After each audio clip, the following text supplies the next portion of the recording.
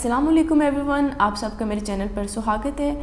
I said that next video would be regarding Amazon affiliated article, but afterwards I realized that I need to talk about few more things regarding the first article. That's why मैंने topic change कर दिया है। आज के topic के अंदर हम 3 चीज़ों से रिलेटेड बात कर रहे होंगे: how to check plagiarism and how to check the grammar and how to use Yoast. Yoast क्या होता है और इसको इस्तेमाल क्यों करना होता है, इससे रिलेटेड मैंने काफ़ी चीज़ें बता दी थी। लेक्चर नंबर 3 के नाम से एक वीडियो होगी, उसको आप जाकर चेक कर सकते हैं। उसका लिंक भी मैं आई बटन में प्रोवाइड कर दूँगी और जो योस्ट का लिंक है आपको उस वीडियो की डिस्क्रिप्शन के अंदर मिल जाएगा। प्लेजरिज्म को चेक करने के लिए मैं आपको लिंक इस वीडियो के डिस्क्रिप्शन के अंदर दे दूँगी और ग्रामरली और ग्रामर चेक करने के लिए मैं आपको बता देती हूँ कि आपने ग्रामर किधर से चेक करनी है। ये मेरा एक अपना आर्टिकल लिखा हुआ है जिसको मैं सिलेक्ट कर रही हूँ। सिलेक्ट करने के लिए Ctrl+A मैंने प्रेस किया है। इसके बाद राइट क्लिक करना है। राइट क्लिक करने के बाद इसको कॉपी कर लेना है। अच्छा, एक चीज़ याद रखना, जो कॉपी के बिल्कुल ऊपर ना कट लिखा हुआ था, तो कहीं आप लोग अपना आर्टिकल कट ना कर देना गलती से। कट कर दोगे तो फिर मसला हो जाएगा क्योंकि सारा आर्टिकल कट हो जाएगा। अब ग्रामरली पे आकर हम ना ग्रामर चेक करेंगे। ये इधर लिखा हुआ है ग्रामरली, राइट।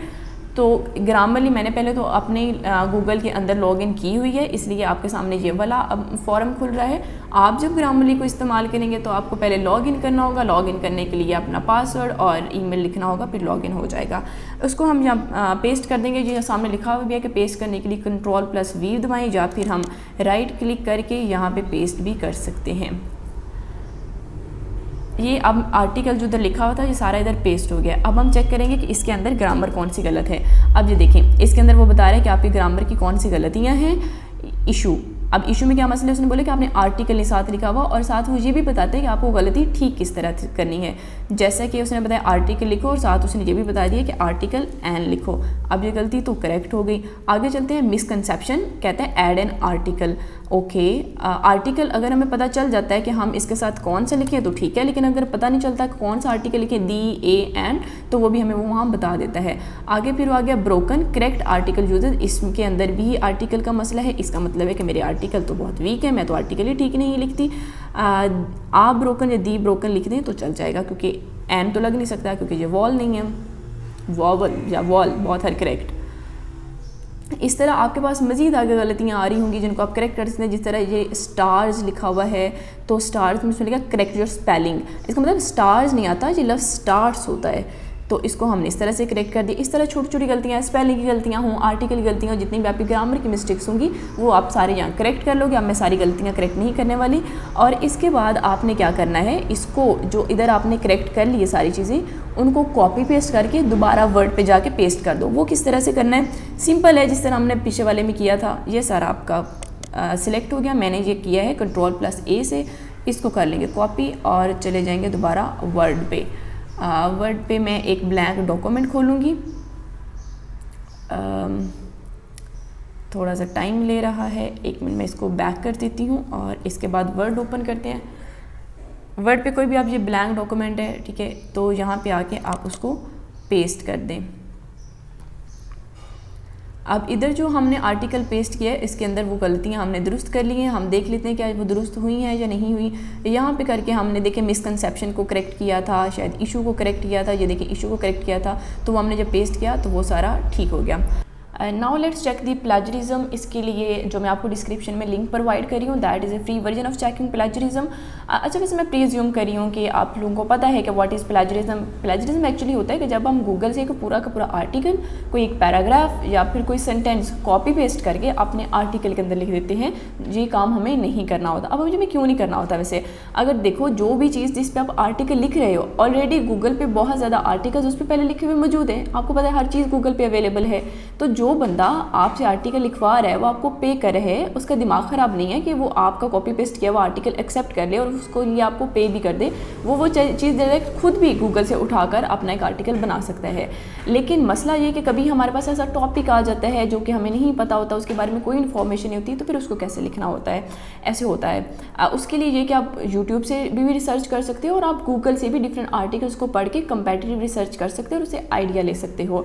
जैसे कि मेरे पास एक 2 आर्टिकल ऐसे आए थे कि मुझे उनके बारे में बिल्कुल पता नहीं था। बेहतर होता है कि आपको पहले से चीज़ों की इन्फॉर्मेशन हो और आप साथ साथ कुछ ना कुछ पढ़ते रहो, लेकिन इनकेस आपको नहीं पता होता तो फिर क्या करना होता है। जैसे मेरे पास था कि ऑनलाइन कैसीनोज़ पे लिखना था, अब मुझे तो ये भी नहीं पता था कि कैसीनोज़ ऑनलाइन भी होती हैं, फिजिकल कैसीनोज़ होती हैं, ये तो मुझे पता था। अच्छा, अब ऑनलाइन कैसीनोज़ क्या होते हैं और कैसीनोज़ के अंदर क्या होता है, फिजिकल कैसीनोज़ के अंदर क्या होता है, ऑनलाइन कैसीनोज़ में क्या होता है, उन दोनों में डिफरेंस क्या होता है, अगर हम ऑनलाइन कैसीनोज़ को प्रेफर करेंगे तो क्यों करेंगे। अब ये वो सारी चीज़ें जो कि मुझे नहीं पता थी और ऑब्वियसली मुझे इनके लिए रिसर्च करना पड़ा। वो हम रिसर्च कर सकते हैं लेकिन डायरेक्टली कोई भी चीज़ हम कॉपी पेस्ट नहीं कर सकते, और इसलिए हमें अपने क्लाइंट को आर्टिकल देने से पहले प्लेजरिज्म चेक करनी चाहिए, अदरवाइज़ वो आपको रिटर्न करेगा कि मुझे इसके अंदर से प्लेजरिज्म रिमूव करके दो। तो आपने अपना आर्टिकल लिखने के बाद उसकी प्लेजरिज्म चेक करनी होती है। प्लेजरिज्म चेक करने के लिए हम इसको पहले सिलेक्ट कर लेंगे और फिर इसको वहीं कॉपी पेस्ट कर देंगे।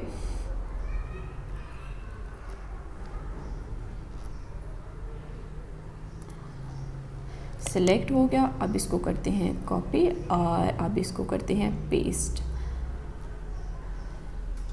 कंट्रोल V से भी हो जाएगा और राइट क्लिक करके पेस्ट से भी हम इसको क्लिक कर सकते हैं। I am not a robot, अब ये शायद ओके, चेक प्लेजरिज्म।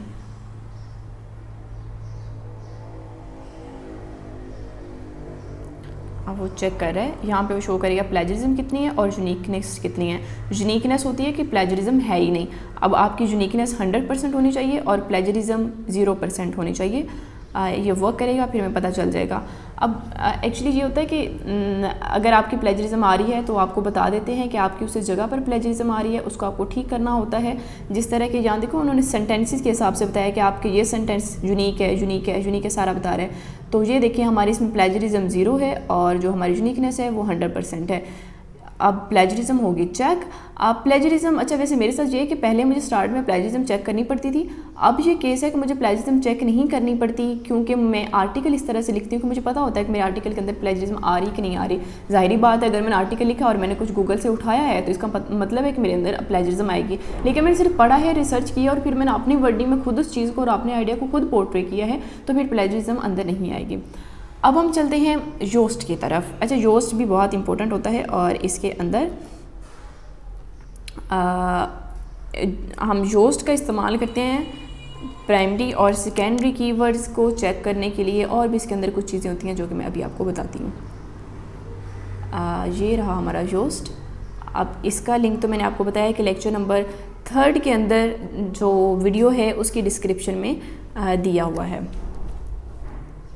ये हो गया कॉपी पेस्ट। कॉपी पेस्ट करने के लिए फिर से बता रही हूँ कि Ctrl+V के ज़रिए से आप कॉपी पेस्ट कर सकते हैं या फिर आप राइट क्लिक करके कॉपी पेस्ट कर सकते हैं। अब चलते हैं नीचे। एक इसमें ये वाला पोर्शन आता है, ठीक है, और इसमें जो इम्पोर्टेंट पोर्शन है वो ये वाला आता है कंटेंट असेसमेंट। अब इसके अंदर अगर तो ये सारी चीज़ें ग्रीन हैं तो इसका मतलब है कि आपकी सारी रिक्वायरमेंट्स पूरी हो चुकी हैं और आपका आर्टिकल एक्सेप्टेबल है, ठीक है। अब इसकी तरफ चलें तो इसमें कुछ चीज़ें होती हैं जो कि मैं बाद में बताती हूँ। अब इसमें क्या क्या चीज़ें हैं और वो गलत किस तरह से हो जाती हैं। एक तो उन्होंने हमें रीडिंग का बताया हुआ है। ओके, ये रीडिंग होती है कि आपका सेंटेंस रीडेबल है, ज़्यादा कॉम्प्लेक्स तो नहीं है पढ़ने के हवाले से। आगे उन्होंने बताया हुआ है कि आपका जो हर पैराग्राफ है वो 300 वर्ड के अंदर है, इससे ऊपर नहीं है। अगर आपका कोई भी पैराग्राफ 300 वर्ड से ज़्यादा होगा तो यहाँ पे ये ग्रीन आ जाएगा, और आपको कोशिश करनी है कि आप जब भी लिख रहे होते हो तो आपको पैराग्राफ्स 300 लफ्ज़ के ही लिखने होते हैं, इससे ज़्यादा बड़े नहीं लिखने होते हैं। None of the paragraphs are too long which is great, okay fine.